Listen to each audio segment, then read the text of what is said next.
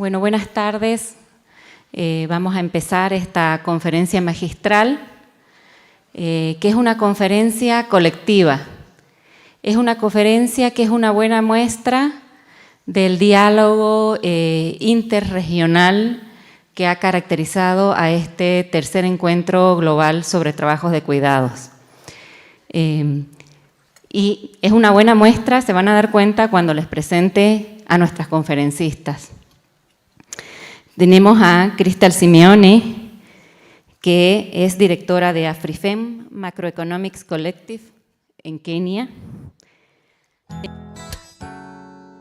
Mora, secretaria ejecutiva de la Comisión Interamericana de Mujeres, de la CIM, en la Organización de Estados Americanos. Y tenemos a Julie Cashen, que es directora de Women's Economic Justice en Century Foundation en Estados Unidos.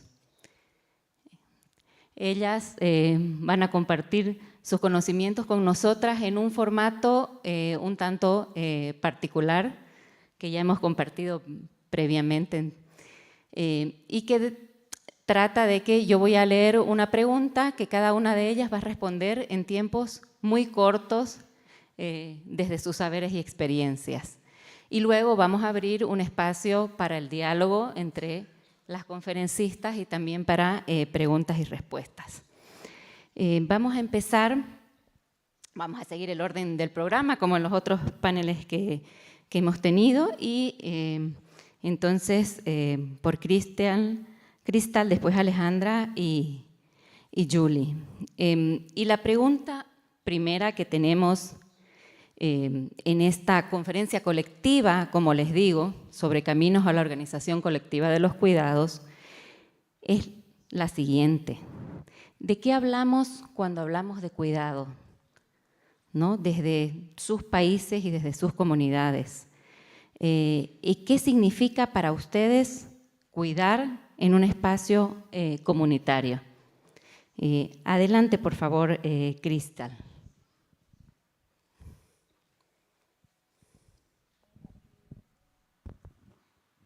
Hi, everyone. Hi.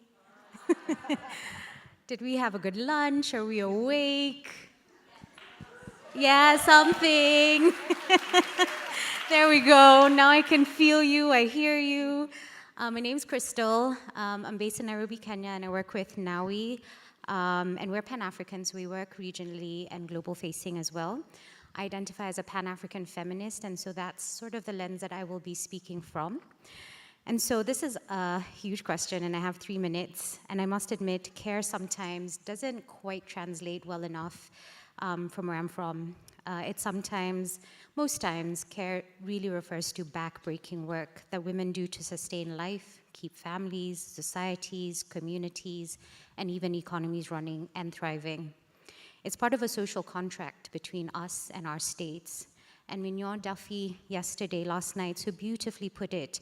It is both labor and relationship. A labor and relationship we sometimes forget. And as horrible as COVID was, I really saw the relationship part come alive. So I'm trying to be hopeful here. We were all in various forms of lockdown, and I saw my mother's friends slowly reclaim themselves from the lives we all lived pre-COVID. Slowly, more and more people grew food of their own, and there was really a great barter system of fresh produce between them, which I'd never seen happen before. We all put care packages for the guy you bought your thrifted trousers from in the market, or your housekeeper who becomes like family. We all kind of took care of each other in ways that we'd never done before. In the middle of COVID, in a small town of Kenya as well, the local government announced that they had set up a child care center for the local market. They didn't call it a care initiative. They simply termed it as a new public service. And so this gave me some hope. But at the same time, the government announced that they were taking a home-based care approach to COVID. This was really because they didn't have enough hospital beds. And yet again, women were expected to subsidize the state. No mention of compensation, no mention of recognition. So on one hand, the recognition of home-based care as an alternative sounded really exciting, but again, it was nothing but words. So as bittersweet as COVID was, as I saw our communities reclaim ourselves, as I saw the words that we so many a time fight for to have in public policy, in public spending, again, it fell on emptiness. No financing for it, no real meaningfulness around having it as a strategy. And again, women were there to carry the burden of all of this. Thank you. Muchas gracias y muchas gracias por el cuidado del tiempo. Entonces, bienvenida Alejandra, que me olvidé de decir que Alejandra además es costarricense. Adelante. Bueno, muchas gracias. Un saludo a todas, bienvenida a nuestro terruño maravilloso y a nuestra alma mater. Gracias a la invitación, Juliana, y a todo el equipo en este proceso. Complementando un poco lo que Cristal dice, es difícil de definir qué es cuidado y sobre todo cuando lo estamos haciendo en un contexto tan complejo para las Américas. Un contexto en el que hay polarización política, un contexto de un auge de los discursos de antiderechos, un contexto de políticas de austeridad y nosotros colocando el mainstream de cuidados surge y por eso es importante saber en dónde y cómo estamos colocando esta reflexión. Desde una perspectiva de cuidados, y si lo leemos a cuidados dentro de la lógica del patriarcado y de la cultura que estamos viviendo, es evidente que lo que tenemos es que el cuidado refleja la lógica de la segmentación, de la jerarquización y de la especialización, y que ha estado asignado en el mundo de lo privado fundamentalmente las mujeres con la penalidad de género que eso tiene. Y planteo esto porque nosotras como Comisión Interamericana de Mujeres venimos señalando que lo que hay que hacer para transformar el mundo de lo público, y que es una hipótesis feminista, es politizar lo que sucede en el mundo de lo privado, llevarlo al mundo de lo público y transformar desde esa lógica. Y quiero decirles que la ruta que hicimos hace 29 años, cuando hicimos Belén do Pará, en el marco de la Comisión Interamericana de Mujeres, y de la mano de las voces de las mujeres expertas, fue, uno, desnaturalizar eso que venimos haciendo. Y eso pasó con la violencia, desnaturalizarla, no es parte de la foto cotidiana. Y eso es lo que hay que hacer con cuidados, porque como lo hemos hecho milenariamente, parece que está ahí instalado y que está resuelto, y que la elasticidad, oh my God, del tiempo va a estar ahí presente de forma inmutable. Entonces, bueno, hay que hacer eso. Luego, hacer la ruptura misma que se hizo en el recorrido de Belén do Pará con violencia, que es la ruptura de la dicotomía entre lo público y lo privado, y que lo público tiene una dimensión distinta y que lo privado no era parte del Estado. Y ahí brinco a decir que entonces hay que convertirlo en un derecho, porque cuando lo convertimos en un derecho, y aquí cuando estoy hablando de convertirlo en un derecho, estoy señalando que hay varios titulares y varias titulares del derecho. Primero, las poblaciones que requieren la necesidad de tener cuidados. Y aquí hay diversos tipos de poblaciones. Y luego, quien ejerce el cuidado, porque ejercer el cuidado requiere una serie de dimensiones y de derechos. Y quiero decirles que el marco desde nuestra lógica para trabajarlo es en el marco de diseño de política pública, pero particularmente construcción de marcos jurídicos profundos. Sobre esto, la Comisión ha construido una ley modelo de cuidados que en la primera parte lo que hace es definir los cuidados, y hay una definición que parte de un concepto que también quiero dejar aquí solo para la discusión, que es el tema de la interdependencia de las personas, de los seres humanos. No podemos seguir hablando solamente en primera persona. Y bueno, y termino esta idea con esto, dado la rapidez del tiempo. Gracias. Gracias, Alejandra. Adelante, por favor. Thank you. Let me turn this down so I don't hear. Okay, great. I'm Julie Cashin. I'm the Director of Women's Economic Justice at the Century Foundation, a think tank based in New York and DC in the United States. And it is so exciting to be in a room filled with people who obsess about care as much as I do. So it's really good to be with all of you. I'm a US policy expert, so I'm going to start answering this question in the context of US policy. American sociologist Jessica Calerco said it really well, which is that other countries have social safety nets. The United States has women. But as I talk to so many people and I hear from my friends here, I actually think I would amend that, which is that a few lucky countries have social safety nets and most of us have women. In the United States, the focus on individualism, the very specific attack on the idea that government should play a role in anything that has to do with care and social aspects of life, the intersecting oppressions of sexism, racism, ageism, ableism, classism, and more, they've all been primary and have left families to fend for themselves and ensure that only the wealthiest Americans can actually afford to care for their loved ones or care for themselves. We have no comprehensive care infrastructure. We have piecemeal policies that reinforce gender inequality, economic inequality, silos, and divisions. We have a small child care policy for low-income families that is so underfunded that only 1 in every 9 eligible children actually have access to it.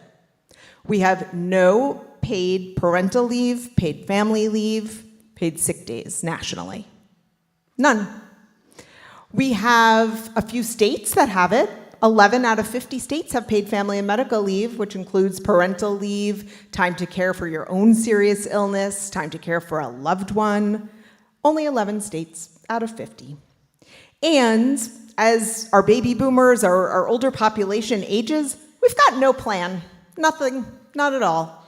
We have a program that if you get rid of all of your assets, you may be lucky enough to get a little bit of support. That's about it. We have care workers who are paid poverty level wages, and we have the majority of people who are just doing their best to care, provide for their families, and support their families. And what's basically that means is that it's an every family for themselves mentality.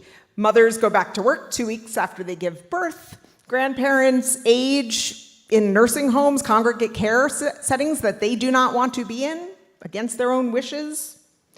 And every family is for themselves, and it feels that way.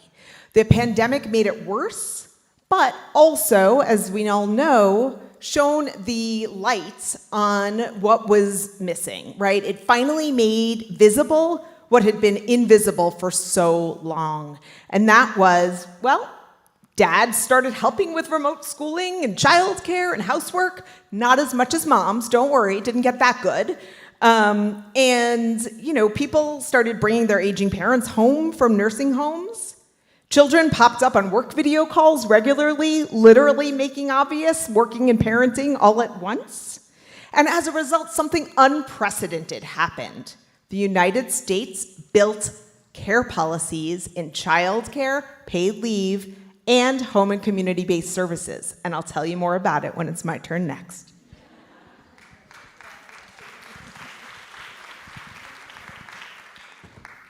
Bueno, muchas gracias.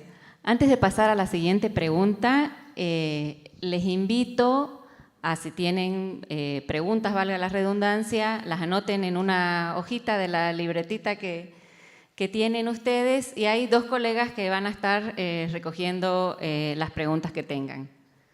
Entonces, están invitadas a hacerlo. La siguiente pregunta son varias preguntas a la vez, y que yo invito a nuestras conferencistas a responder uno u otro énfasis según sus áreas de expertise y sus perspectivas, ¿no? ¿Qué falta en los debates y en los discursos en torno al cuidado? ¿Qué perspectivas y aspectos del cuidado comunitario faltan en los debates actuales sobre organización social del cuidado? ¿Y qué regulaciones y políticas, incluyendo medidas fiscales y financieras, deberían apoyar a las lógicas comunitarias del cuidado? Como digo, son varias preguntas en una. No es la idea responderlas todas, sino en función de sus preferencias y de su área de expertise. Aquí sí tenemos un pelín más de tiempo, 4 minutos. Adelante, Cristal, por favor. 4 minutes. So for me, all oppression is linked. And really what misses sometimes, at least in the spaces that I occupy, is the links to the macro level economic considerations and linkages. So the economy is really how fairly our governments collect revenue. And in my country, they zero rate helicopters, but tax books. And so you can see where our government's priorities lie. And also how equitably they distribute it. Do they spend on maternal care budgets, budgets for elderly care, or do they spend on mega infrastructure projects, which seem to be the priority in many African countries, really influenced by external private finance pressures and really an unjust global economic framework that's based on white supremacy and the patriarchy. With so many African countries going through debt distress, we see the IMF signing new deals every day. Ghana just recently signed its 18th program with the IMF. The 17 before have all promised reprieve at the end, only to end up in the same exact debt cycle. With the IMF program comes drastic cuts in public spending, and so really no hopes for social infrastructure to get funded, let alone funded in any meaningful way. And so making sure our view of care, of social reproduction is intersectional, that takes a historical account, that it remains political, that it accounts for issues of race, of class, of ethnicity, of religion, and so many more intersections. That our narratives need to consider our differences. What is considered a household in different contexts? Is it mom, dad, 2.5 children, and a dog? Is it a family that eats together but not necessarily sleeps under one roof, maybe? At home, where I come from, my aunts, who I call my tatas, are really like my mothers. My cousins are my siblings. But I live in a structure that health insurance, for example, only sees dependents as immediate nuclear family, and so I can't have them on my health insurance. And this is only but one way that brings to light for me the clash between an imposition of a narrative within a system and the reality of how my community lives and operates. So the power of narrative, the definition of words that are used, definitely needs more care and attention. And the links to other forms of oppression, and for me, the economic, also needs a deep centering.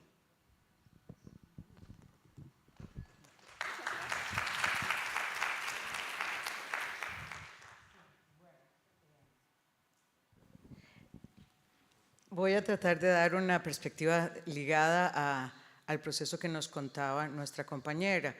Y es, bueno, si nosotros tenemos que hacer algo con cuidado, lo primero es sacarlo del mundo de lo privado para que esté en el mundo de lo público y que tenga al Estado como responsable del proceso.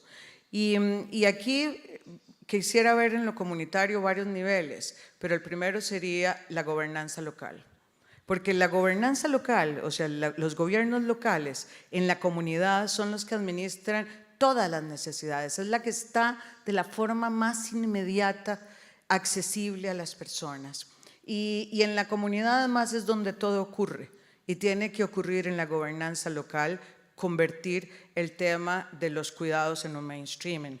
Y aquí, bueno, hay muchos niveles por los cuales tiene que empezar. El primero es diagnosticar qué es lo que pasa, dónde está la gente. Cuáles son las necesidades que están ahí en función del territorio, y lo decía bien nuestra compañera, cuáles son las personas que están ahí, cuáles son las necesidades que tiene, y bueno, y cuáles son particularmente las necesidades de cuidados, los recursos, y ahí desde ese lugar puede empezar a diseñarse una política pública, y una política pública que requiere de la participación de todas las personas y de otros actores, porque la realidad de hoy lo que plantea es que no hay una posibilidad de una sola institución de llevar adelante un proyecto de esta magnitud. Y entonces aquí surgen todas las ideas de las alianzas público-privadas, de cómo los otros actores que además del Estado que tienen que participar, que es la empresa privada, que debería preocuparle si el cuidado está resuelto en cada una de las personas que llega a trabajar y que tiene que trabajar y producir y ser competitiva y generar competitividad para esa empresa, no lo puede hacer con una serie de preocupaciones sobre sus hombros y que tiene que responderlos de manera individual. Entonces, bueno, es como colectivizar todos estos temas Y por eso los gobiernos locales, por ejemplo, pueden contratar servicios, hacer procesos en este sentido. Quiero contarles una cosa que sucedió en Costa Rica con algunos procesos, digamos, dentro de la gobernanza local, y es que se sacaron a concursos algunos de los servicios. Los hombres ganaron, la mayoría de las empresas eran jefeadas por hombres, y contrataron a las mujeres en subcontrataciones por debajo, digamos, de los estándares. Y eso me parece que no puede ser que demos toda esa vuelta para reivindicar los derechos de las mujeres y el cuidado como un tema colectivo, y que volvamos desde otras formas a colocar a las mujeres siempre en la peor de las posiciones. Pero en esta cosa de lo comunitario también hay que construir el tema de la asociatividad entre las mujeres para poder brindar servicios de esta naturaleza. Y también coincido que lo macroeconómico es muy importante, y en esto me parece que hay una serie de elementos que funcionan como incentivos para poder empujar un proyecto de esta naturaleza. Por ejemplo, ventajas fiscales, a generar exoneraciones a empresas que tienen redes de cuidado, generar el tema de subvenciones, el tema de acceso a créditos diferenciados, facilidades en programas de cobertura de infraestructura. Es decir, hay una serie de elementos de naturaleza fiscal que pueden funcionar como acciones afirmativas para realmente construir ese andamiaje desde la gobernanza local, en alianza con la política pública y en alianza también con lo que está generando la multilateralidad, que está empujando con una gran fuerza en los temas de cuidados y que sigue siendo un motor de cambio de todo lo que pasa en los países. Gracias. Muchas gracias.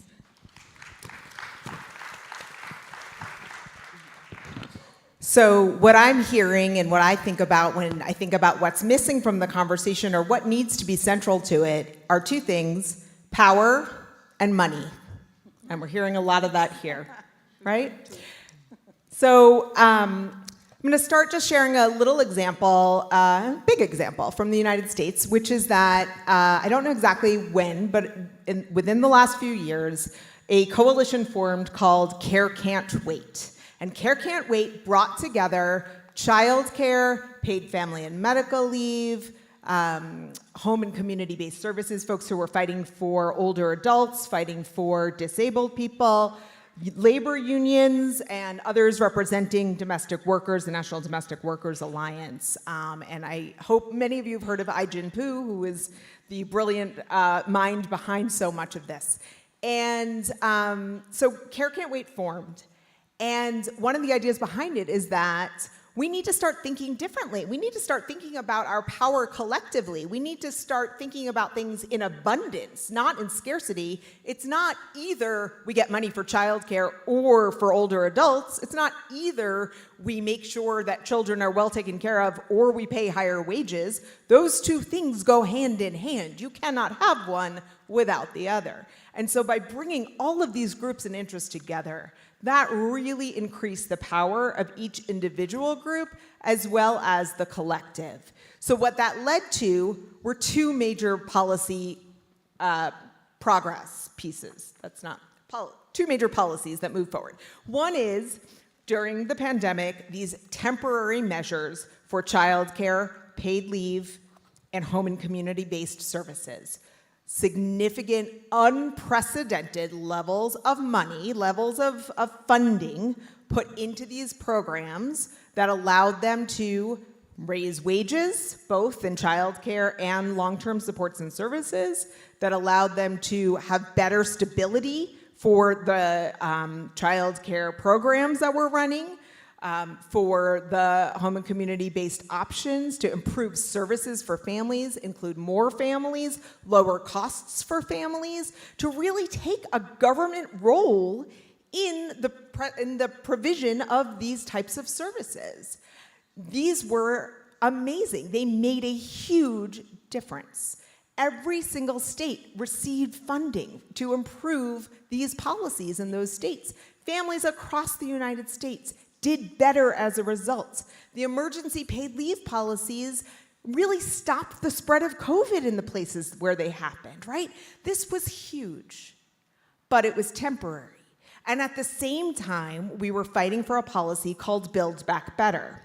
And in November of 2021, the United States passed this policy, this Build Back Better, with near universal childcare, with funding for home and community-based services for older adults and disabled people, with increased wages for the care workforce, and with guarantees of paid parental leave, paid medical leave. And then the Senate did not pass it. And so we remain without any of those policies. We went from temporary policies to the long-term sustainable funding that we needed, and then it just went away to nothing. And what that is to me is a story about the vicious cycle of institutionalized sexism and racism. Because basically what happens is, if women don't have childcare, if we don't have paid leave, if we don't have help with caring for our aging parents, our children with disabilities, we can't participate. We can't fully be a part of civic society. We can't run for office. We can't be activists. We can't register people to vote. Except, you know what? We do it anyway, right? But they make it so much harder. So I think this is really a story, as I said, about power and money. And I have so much more to say, but I'll keep to our time.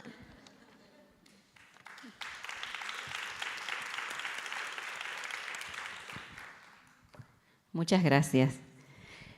La siguiente pregunta es igual de sugerente que las anteriores.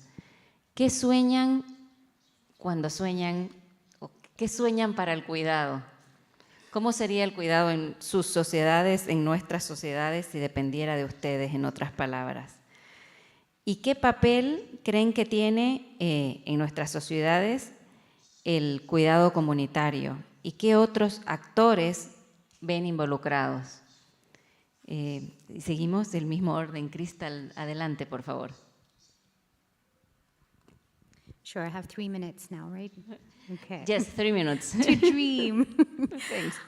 So for us at NowWe, dreaming is central to the work that we do, and it's political. It must be political.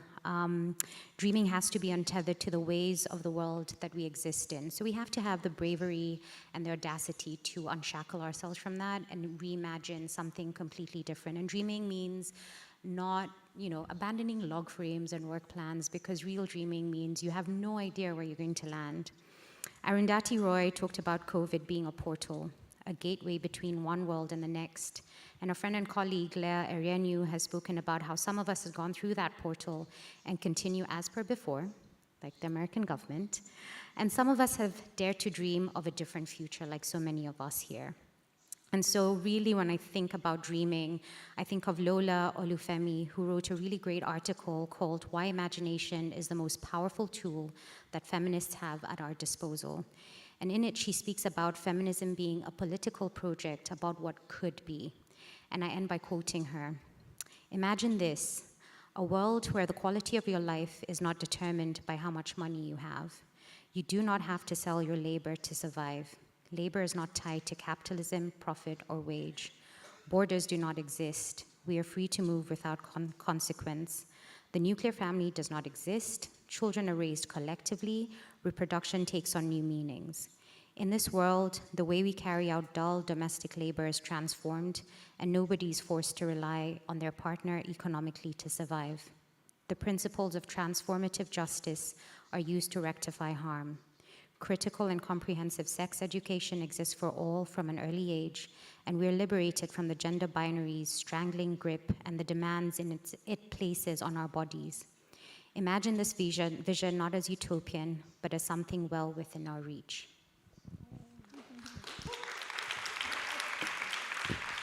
Muchas gracias.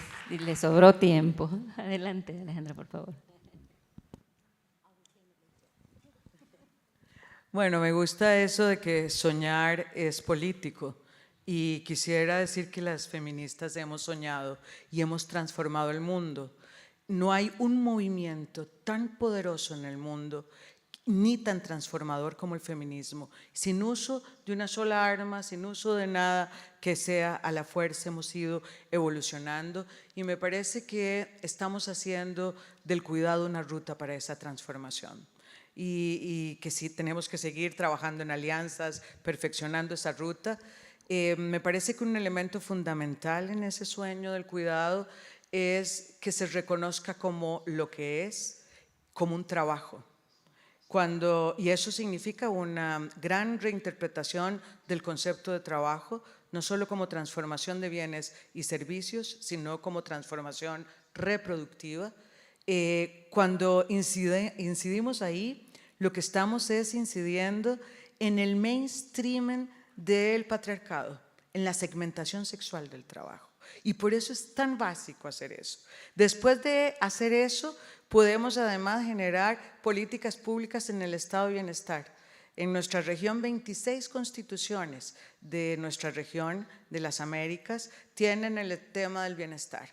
Y este bienestar en general comprende políticas de universalidad, de educación, salud, pensiones, en algunos lugares, por lo menos en Costa Rica así lo es, y lo que hay que generar es un cuarto peldaño del tema de cuidados y de recibir fondos de pensión porque estas mujeres han trabajado y porque hay que reconocerlo desde ese lugar. Es decir, hay una serie de elementos de transformación que son importantísimos y que lo estamos haciendo a través de esto. Luego quisiera decir que en la práctica también cuando uno va por la región puede encontrar cosas maravillosas que se están haciendo. Quisiera traer, por ejemplo, y compartir la experiencia de las manzanas de cuidado de Bogotá. Y además hay que oír a esta poderosa mujer alcaldesa señalando cómo ella no era experta en género, se sienta y oye lo que las mujeres le están diciendo y cómo ninguna de ellas tiene resuelto el cuidado y se empezó a dar cuenta. Solo hay que ser un poco inteligente y observar un poco, aunque no tenga trayectoria feminista, para entender lo que significa el cuidado, y empezó a organizar manzanas para responder y atender los servicios. Mientras se cuidaba a los niños, ellas podían salir a trabajar, a educarse, a esparcimiento. Es decir, hay una lógica donde por cada determinada cantidad de población se organizan las manzanas, se dan servicios gratuitos para estudiar, emprender, para descansar, para ejercicios, se da atención médica, se da atención psicológica, jurídica. Sí, las manzanas de cuidado de Bogotá logran brindar tiempo y servicios y reducen la sobrecarga de cuidado de las mujeres y le dan mejores oportunidades a las mujeres. También hay un proyecto que podría ser interesante, que se inscribió en la Comisión Interamericana de Mujeres como un tema de buena práctica, que era un programa comunitario de cuidado comunitario en Argentina, que recibía apoyo financiero a ciertos proyectos de economía popular. Es decir, podemos encontrar lugares donde esto ha funcionado y nos damos cuenta que no es un sueño, sino que son realidades y que lo que requieren es de una profunda perspectiva de género, de entender las necesidades diferenciadas, de hacer acciones afirmativas y de colocar la voluntad política en ese lugar. Muchas gracias. Adelante. I'm going to give you my policy answer and my woo-woo answer. Does woo-woo translate in Spanish? So in terms of public policy, I want to see the United States government build a robust care infrastructure. I want all of our governments to build a robust care infrastructure, actually. And to me, this is a publicly funded system that recognizes care as both an individual and a social responsibility. It values and compensates care workers and supports family members to both provide care and support financially for each other. That includes child's care, it includes leave time, it includes care for older adults and disabled people, it includes investing in the workforce. And then I also dream of the bigger changes that we need in our culture, and as she said last night, our morals, in order to achieve this. So one of my favorite thinkers, Glennon Doyle, not an academic, she wrote in her book, "For those of us who are not consulted in the building of the visible order, Igniting our imagination is the only way to see beyond what was created to leave us out. That's why I love what Crystal said and painted that picture of that imagining. And Tricia Hershey, another activist, writes in Rest is Resistance, I know that my visualizations of what a world without capitalism and oppression looks like is based on something I have never experienced in this lifetime. It is dream work and alchemy. So I think it's time. It's time for imagination and dream work and alchemy. What if the most evolved part of me, the most authentic part of me, could really see and speak to the most authentic and evolved part of you? And then together we connected with each other around this room, and then outside of this room, and with the earth, and with whatever spirit means to you. What if we all imagine connecting, right, outside of just our laws or our research or academics, but really getting into more of what I would even call a spiritual power. That's what it's going to take for us to build the care that we want to build. And so I want to invite you to share a little call and response with me. I'm going to say something and ask you to repeat it. So, the light in me salutes the light that shines so brightly in all of you. This is something that my yoga teacher says, probably yours too. And I just think we need to get into our humanity, to get kind of beyond the intellect, into our hearts, to know this is the future we are building, this is the future we want to see, and it's going to take all of us, and we can do it. Thank you.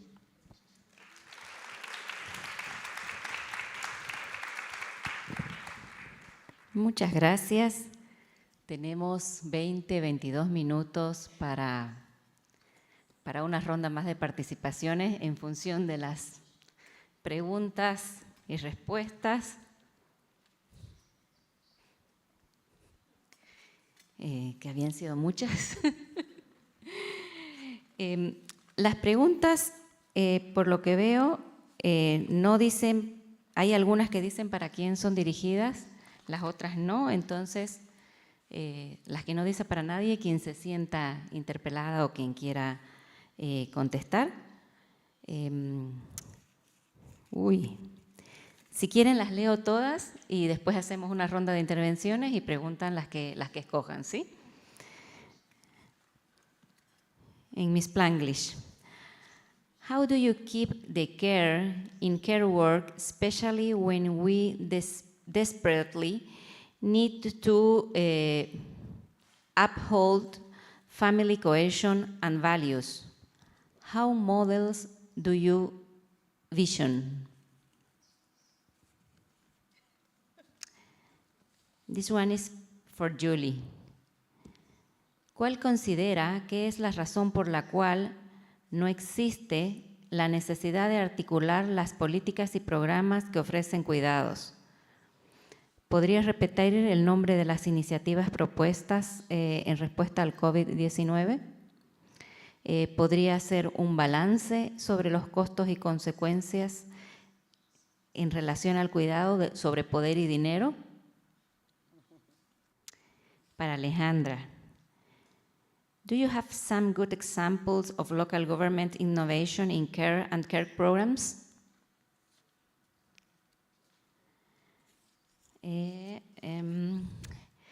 Otra más. ¿Cómo reconciliaríamos la propuesta de Alejandra acerca de la importancia de qué son los cuidados y que estén manejados a nivel local con lo que plantea Julie en el caso de Estados Unidos, donde el gran problema es justamente la falta de una política nacional que evite que gobiernos locales anticuidados, antiderechos, sigan devaluando los cuidados? Qué buena pregunta. Dos más. Esta es para Crystal. Can you say a little more about why the concept do care doesn't translate English in the African context? Y la última. Entiendo que las políticas y el concepto de cuidados están concentrados en un concepto de familia biológica y desde una perspectiva heteronormativa. ¿Cómo se podrían ampliar estos marcos para incluir a otros grupos desde el cuidado? Y eso es todo. O sea, no sé cómo van a contestar, eligen. Adelante, por favor, en el mismo orden, si les parece. Empezamos con Crystal. Adelante, Crystal. So I'll start with the one that was directed at me, how the concept of care doesn't translate into the African context.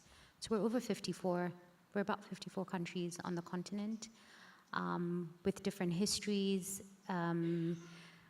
We've got Francophone, Anglophone, Arab-speaking, Lusophone, all with their historical baggage of colonialism, a mishmash of cultural colonialism versus trying to figure out who we are and what our identities are.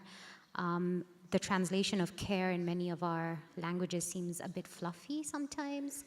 When I speak to policymakers, even women policymakers, the response is always, wait, you're trying to get me to stop taking care of my family? Like, what does that even mean? And so it's really hard to translate it, especially when so much of the work that's being done by women in social reproduction is backbreaking work. It's collecting water, it's carrying firewood, it's taking care of sick children, of older people, it's building houses. It's all of that that is contributing to economy, is contributing to upholding societies, families, and economies, is continuously ignored, but continuously expected to be the role of women culturally, whatever that means. We're also struggling with the role of the state. Working in Pan-African spaces, global facing, it's a lot of work to continuously defend the role of the African state against a push of a global economic order that pushes this narrative that the African state is incapable of providing for her own. You mirror that with working with very local organizations who see the state as oppressive, as continuously violent, especially on women's bodies.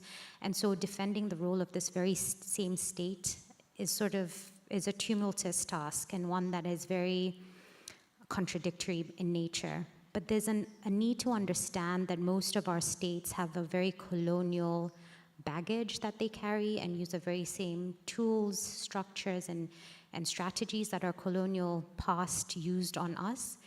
And so the real role is trying to decolonize the state at the same time as upholding the role of the state. And that's a really complicated and complex space to exist in. And within this, notions of care with regards to how the state can provide come under deep question. And so I think, I like to speak about social reproduction. It seems more encompassing. Care is a part of that. But social reproduction covers a little bit more. There's the role of agriculture. For example, women produce over 60% of Africa's food in small-scale farms. That conversation, I think it was Karina in the morning who talked about, our ability to have ownership of land, of the soils that grow our food, of water that is able to nourish the soils and the food that we grow, of our sovereignty to choose what we grow.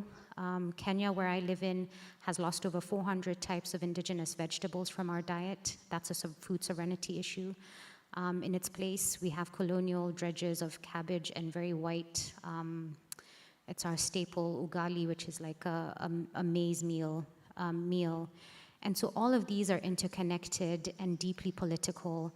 But again, when we say care, it doesn't quite sometimes translate. I don't know how to say care in Swahili, which is the national language of Kenya. I don't know how to say care in Kikuyu, which is my mother's language. I do know how to say work, though. And so maybe there needs to be, and I know there's been a long fight to have care recognized in global narratives and spaces, but I think we're not all there. I think we're all fighting the same war, but the battles are very different, and we need to be cognizant of that. And I think, you know, it's a lot of listening to what's happening on the ground. And I think sometimes we don't do that enough, definitely not as civil society. We sometimes are gatekeepers to conversations and narratives and technicalizing a lot of the work that we do. But part of the dreaming is also looking at how we can reimagine the conversations, the narratives, and the words that we use. And maybe they're not universal sometimes. Maybe they're context specific. And that's something that is a challenge to all of us.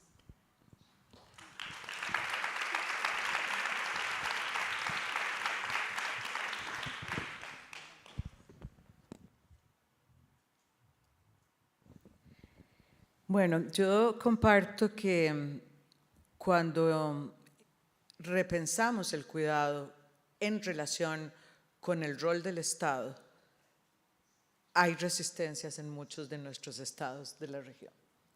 Y eso es un desafío. Y por eso creo que también es un desafío para quienes queremos una transformación, que hemos venido, por ejemplo, interpelando la democracia. Últimamente vemos toda la resignificación que hemos hecho de la mano de la democracia. Hemos inventado conceptos paralelos como paridad para decir democracia paritaria. Le hemos puesto el apellido de representatividad para decir por qué tenemos que estar ahí. Hemos hablado de otros tipos de gobernanza y creo que hay que hacer una profunda discusión sobre el Estado.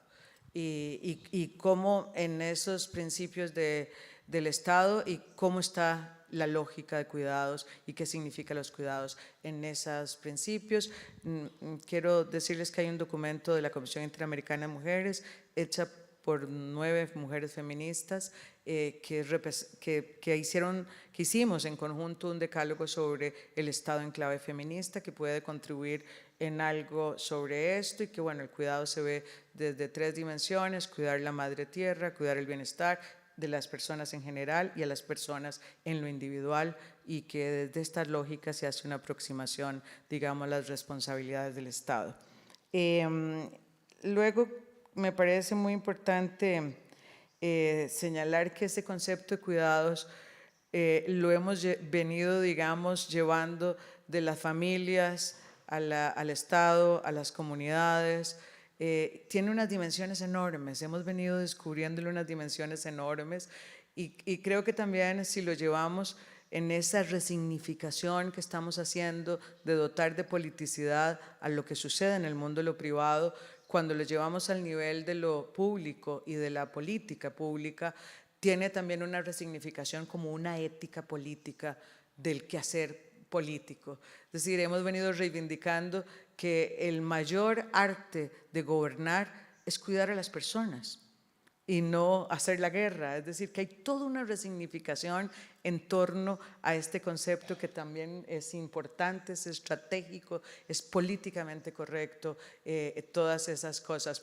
Yo recuerdo que cuando hablábamos de esto al inicio, no sé, alguna gente decía, pero es que vamos a ir a hablar de un pedacito ahí para cuidar. No entendían la dimensión con lo que hemos venido transformando este concepto, y por eso tenemos que hacer mucho trabajo para llevarlo a todos los espacios.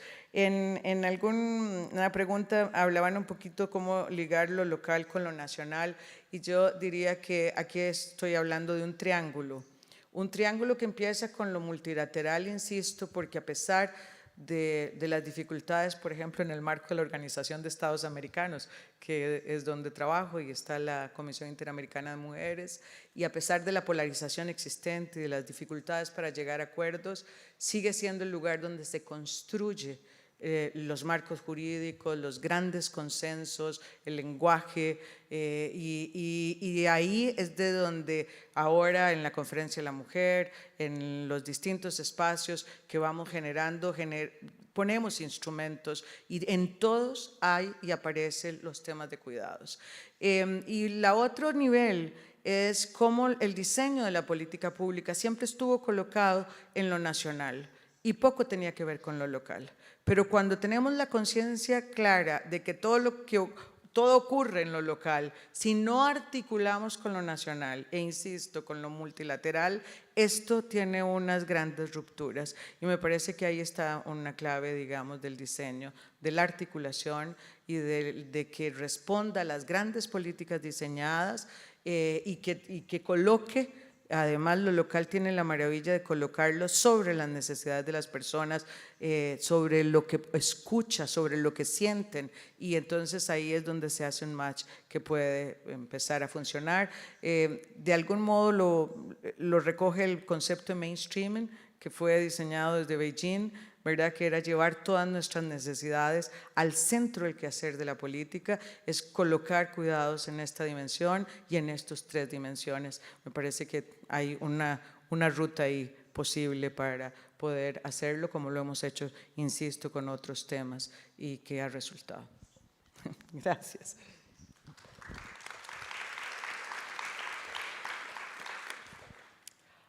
I will start with a question about biological families and heteronormative contexts, because my friends, especially those who work on paid family and medical leave, which again is paid parental leave, paid family care, they've thought a lot about this, and paid sick days too, and have created some model definitions where you are granted leave, paid leave, to care for your loved ones if you have a close affinity with someone. So it's beyond the biological context, it's beyond a heteronormative context, it's just close affinity.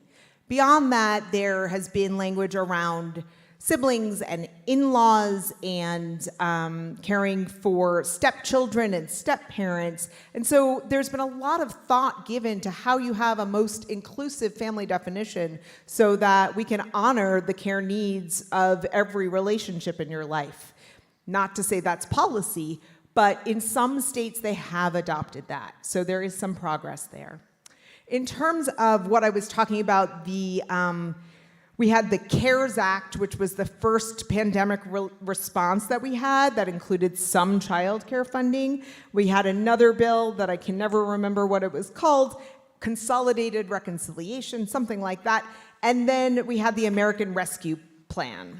And so the American Rescue Plan is what had the most significant dollars for childcare and home and community-based services. It's one of the first things that President Biden signed into law when he became president. And that's been a really big deal. And then the other policy that we got so close on for more permanent funding is the Build Back Better plan. And that's what did not happen.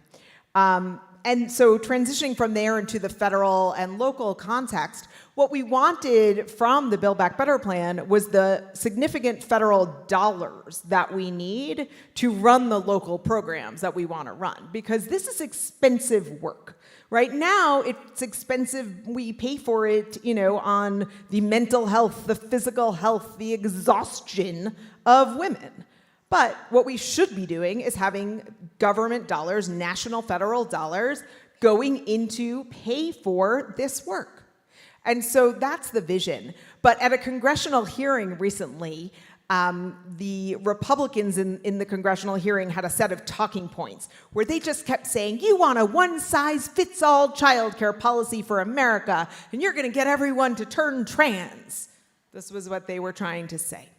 And it's just their talking points because they know that that might turn some people off in America. But reality is, what we're saying is, what we want is the funding that's going to allow us to have the context in each community to build what we really need. Because each community is not going to be able to spend the money themselves, but they know what they need and they can figure it out on their own if they have the resources from the federal government. So that's what we mean, I think, in making those connections.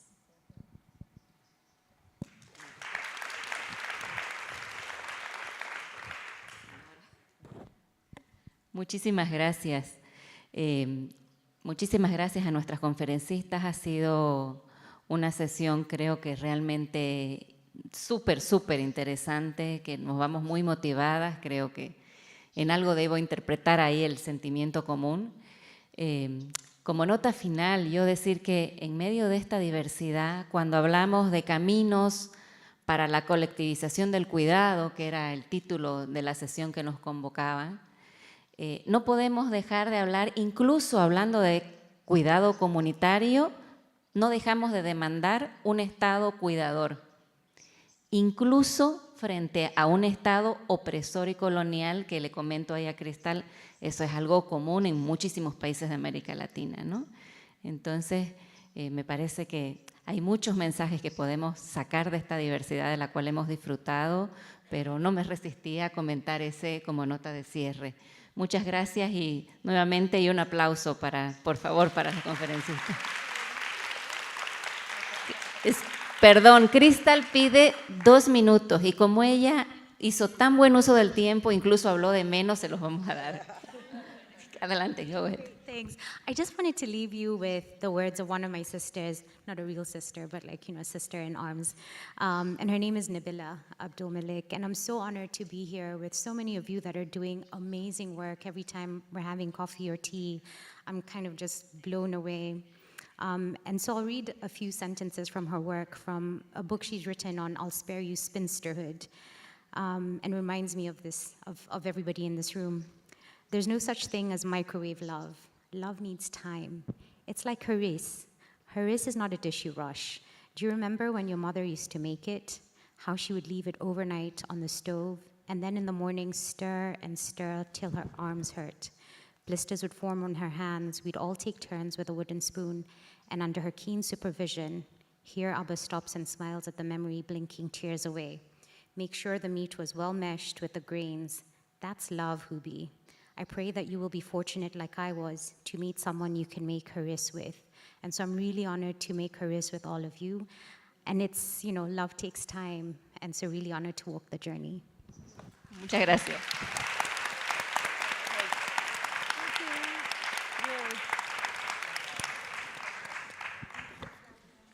Gracias a ustedes, fantástico.